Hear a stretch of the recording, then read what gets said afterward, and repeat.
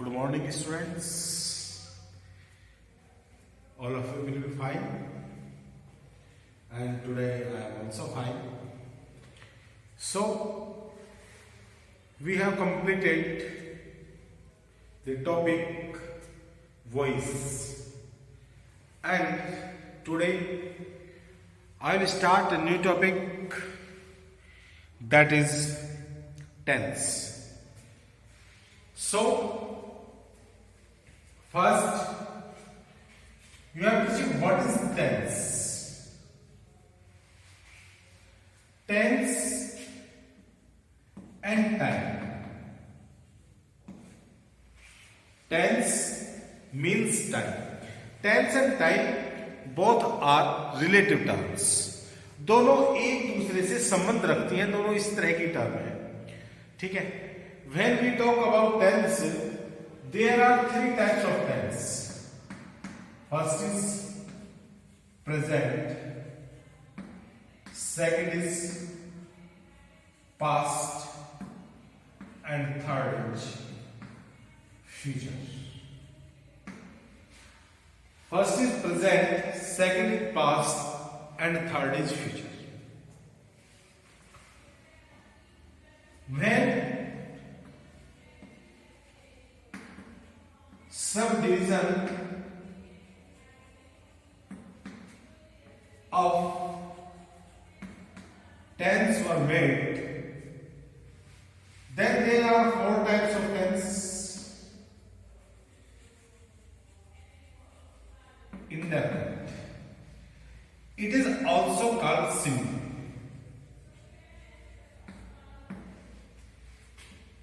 Continuous.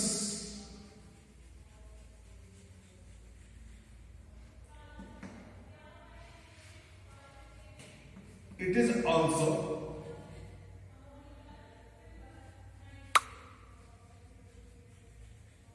progressive. It is also progressive. And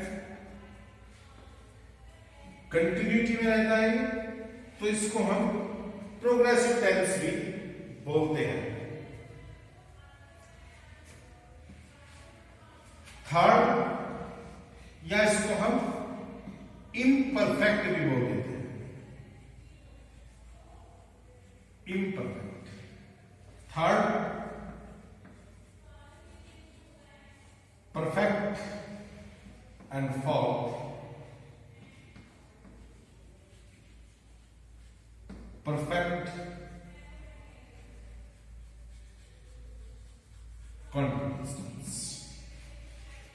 Okay, then these four tense are with present tense. Then the four parts of present tense: present indefinite tense, present continuous tense, present perfect tense, and present perfect continuous tense. These four tense are with past tense, then past indefinite, past continuous, past perfect, and past perfect continuous. And these four also with future, then these are future. So, if anybody else asks you how many types of tense, then your answer will be there are three types of tense. First is present, second is past, and third is future. Okay, when subdivision of tenses are made, then the tense are four types: indefinite, continuous, perfect, and perfect continuous. So the total parts of tense are 12 types: 4 with present, 4 with past, and 4 with future.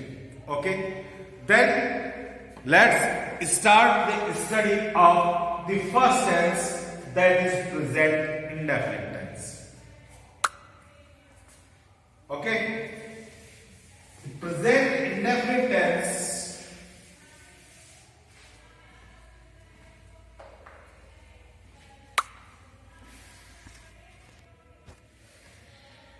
present indefinite tense.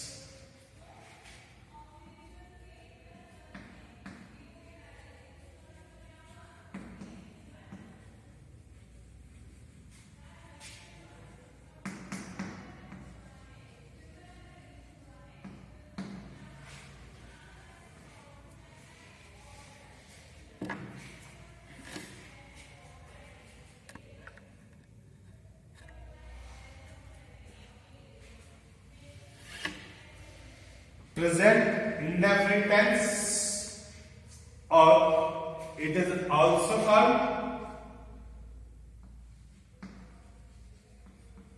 simple tense, simple present.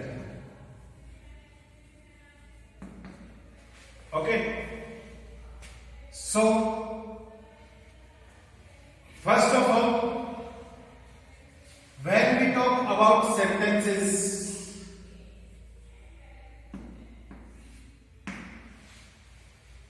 there are 5 types of sentence.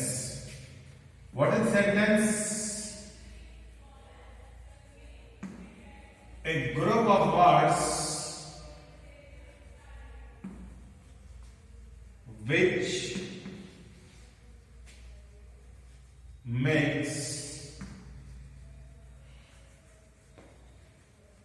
a complete sense,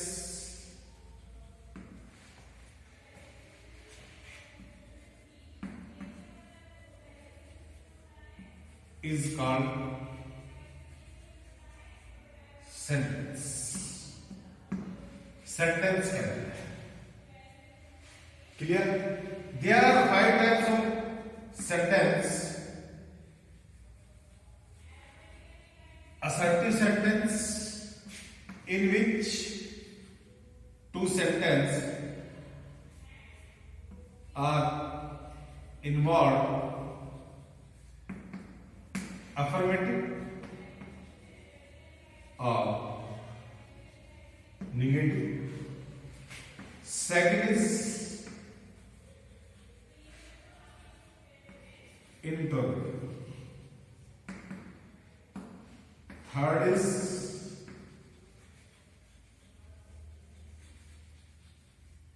imperative. Fourth is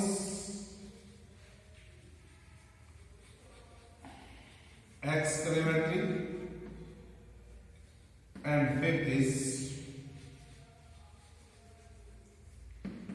operative. So first of all, we will learn these 2 types, assertive and interrogative. Means affirmative, negative and interrogative.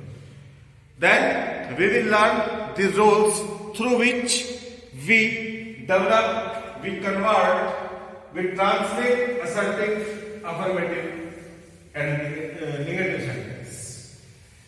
So the identification of present indefinite tense.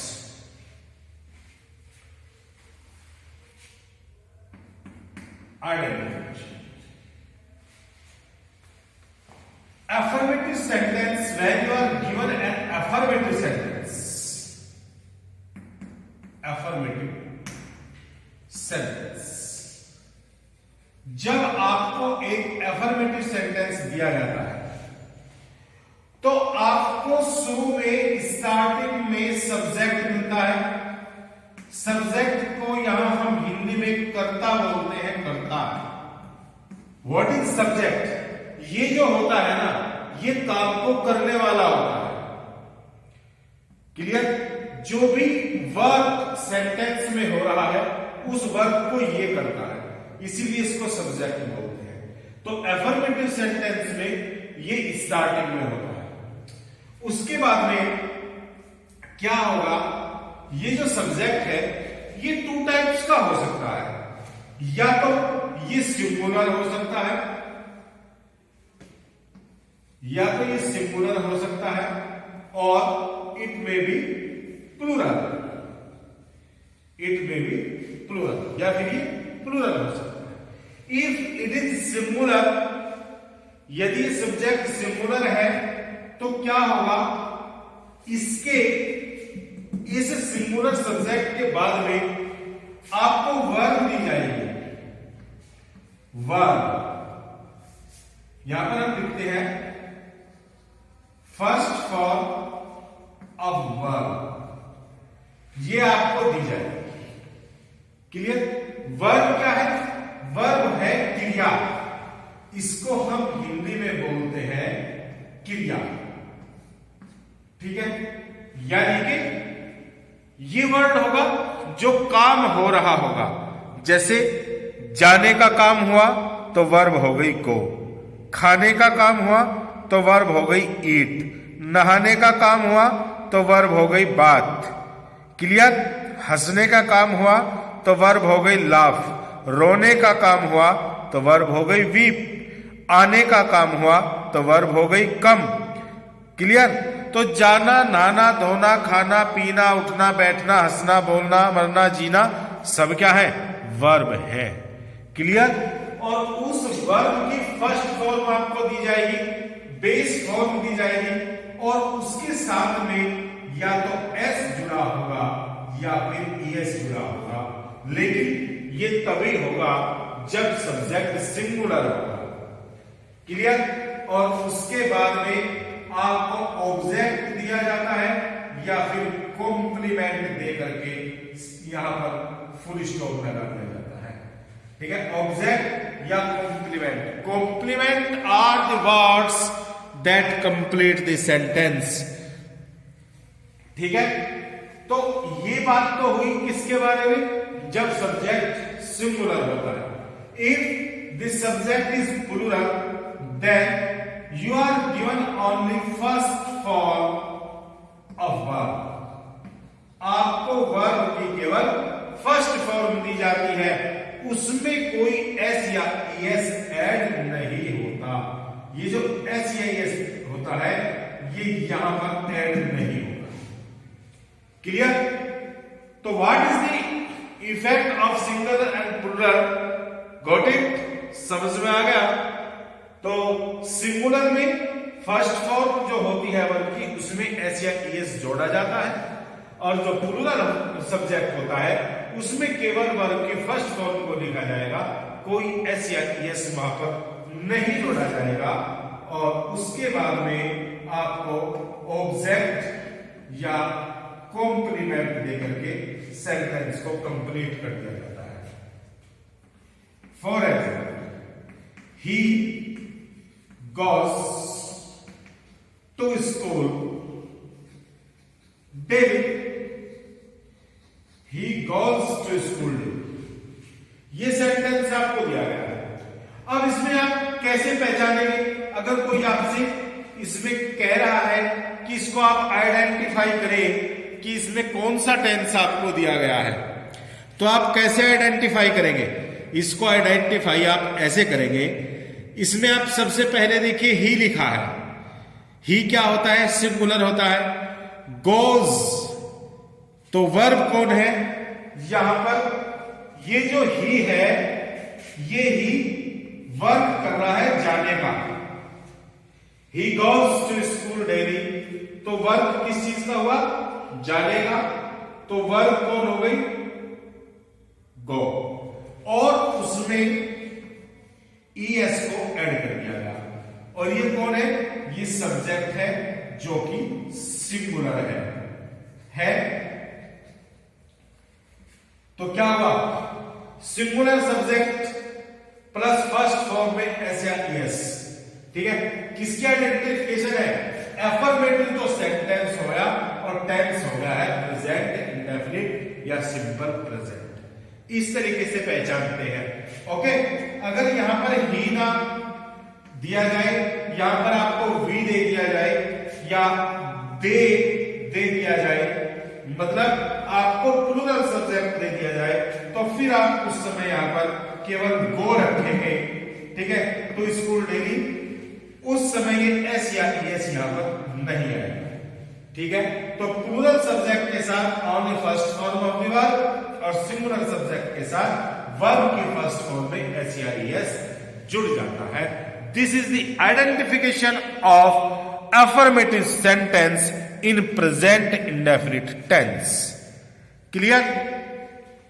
Now अब आप negative sentence को देखिए कि negative sentence में क्या होता है। इन negative sentence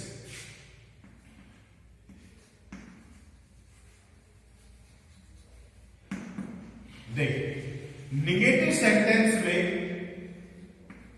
आपको सब्जेक्ट ही दिया जाएगा स्टार्टिंग में, फिर वही बात सेम ये सब्जेक्ट या तो सिंगुलर हो सकता है या फिर प्लूरल हो सकता है।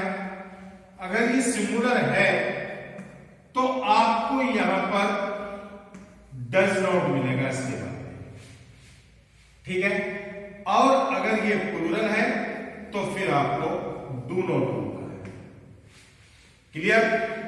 इसके बाद में वर्ब की फर्स्ट फॉर्म मिलती है, यहां भी वर्ब की फर्स्ट फॉर्म मिलती है, फिर यहां ऑब्जेक्ट या कॉम्प्लीमेंट मिलता है और इसके बाद में यहां पर ऑब्जेक्ट या कॉम्प्लीमेंट मिलता है, ठीक है। तो ये आइडेंटिफिकेशन होती है किसकी? निगेटिव सेंटेंस की इन प्रेजेंट इंडेफिनिट। जैसे the students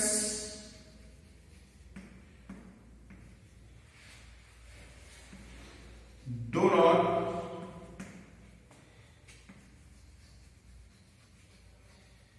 complete their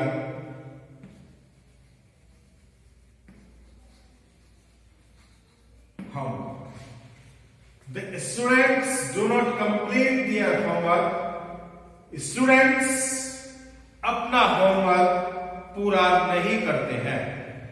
तो देखिए यहां पर प्लूरल सब्जेक्ट है, प्लूरल सब्जेक्ट स्टूडेंट्स बहुत सारे हैं तो उसके साथ में डू नॉट रखा और फिर कंप्लीट। स्टूडेंट्स वर्क क्या कर रहे हैं? कंप्लीट करने का, तो पूरा करना वर्ब है। डियर यहां पर अपने के लिए पॉजेसिव केस में homework as a complement, dear homework complement, ठीक है। तो बच्चों ये आइडेंटिफिकेशन रही आपकी किसकी? Negative sentence. अगर यहां पर सब्जेक्ट सपोज यहां पर स्टूडेंट देख कर दे या यहां पर दिस स्टूडेंट ना लिख करके एक पर्टिकुलर बोल दिया गया दिस स्टूडेंट, तो उस समय फिर यहां पर डज नॉट। क्लियर। क्योंकि अब सब्जेक्ट सिंगुलर होगा तो अब की बात डज नॉट। ये आइडेंटिफिकेशन आपकी किसकी है? निगेटिव सेंटेंस की है। फिर आप आगे चलिए, अब हम सीखते हैं इंट्रोगेटिव सेंटेंस को। इंट्रोगेटिव सेंटेंस किस टाइप के होते हैं?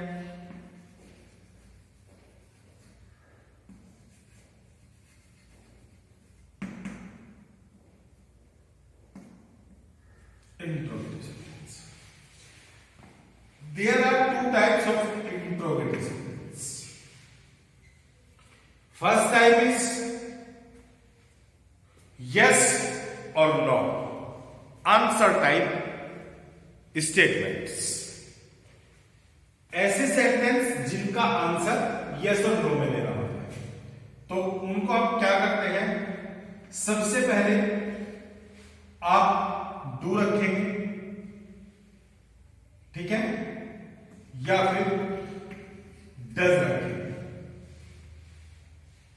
ये डू आप इसके बाद में सब्जेक्ट रखेंगे अगर सब्जेक्ट प्लूरल है, ठीक है। यहां पर आप डज रखेंगे अगर सब्जेक्ट सिंगुलर है, अगर सब्जेक्ट सिंगुलर है। ओके। इसके बाद में देखिए, इसके बाद में आप वर्ब की फर्स्ट फॉर्म रखेंगे।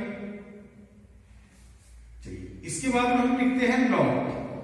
अगर नोट सेंटेंस में आपको दिया जाता है तो लिख देते हैं, नहीं तो आप छोड़ देते हैं। फिर वर्ब की फर्स्ट फॉर्म होती है और फिर आपको मिलता है ऑब्जेक्ट या कॉम्प्लीमेंट। और इसके बाद में यहां पर क्वेश्चन मार्क लगाना बिल्कुल नहीं छोड़ते, इसको हम बिल्कुल भी नहीं, ठीक है। ये टाइप है इंट्रोगेटिव सेंटेंस की। डू रखेंगे प्लूरल के साथ में, ठीक है ना, और डज रखेंगे सिंगुलर सब्जेक्ट के साथ। Clear?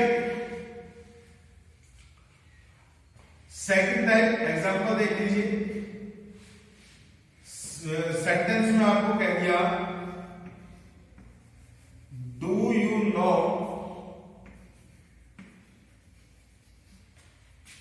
Ramu,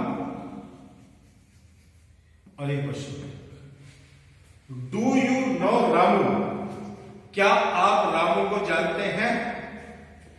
you plural subject, plural subject, उससे पहले डू रखा, ठीक है। फिर वर्ब नोट नहीं दिया, कोई बात नहीं है, अगर दिया जाएगा तो ये वाला स्थान होगा नोट का। फिर वर्ब की फर्स्ट फॉर्म ये रही, और उसके बाद में ऑब्जेक्ट कोड आ गया रामू, और फिर लगा दिया क्वेश्चन। क्लियर? अब इसकी सेकंड टाइप क्या है?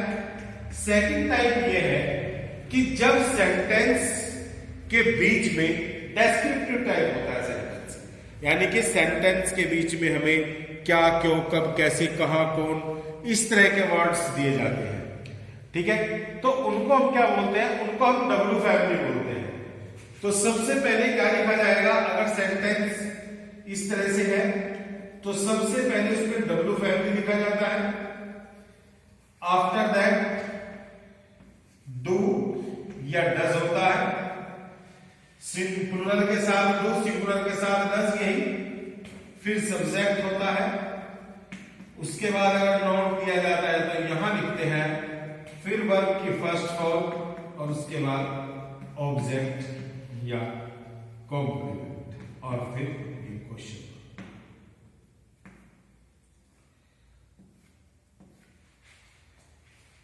Example, why do they make a noise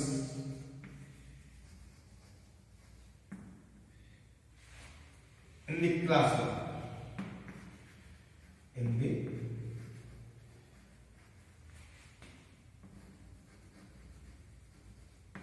classroom. Why do they make a noise in the classroom? Way classroom में शोर क्यों करते हैं? ठीक है। तो first of all W family is given. After that helping verb do, because the subject they is plural. Then first form of the verb make, not is not mentioned in the sentence, and then in the classroom as a complement in the sentence. So this was the identification of second type of interrogative sentence. Clear? This was the details of present indefinite tense. Okay students, it is time to over. Tomorrow I will teach you present continuous tense. Okay, and present indefinite I will teach you how to translate from Hindi to English. Clear? Watch the video. Be safe and take care. See you tomorrow.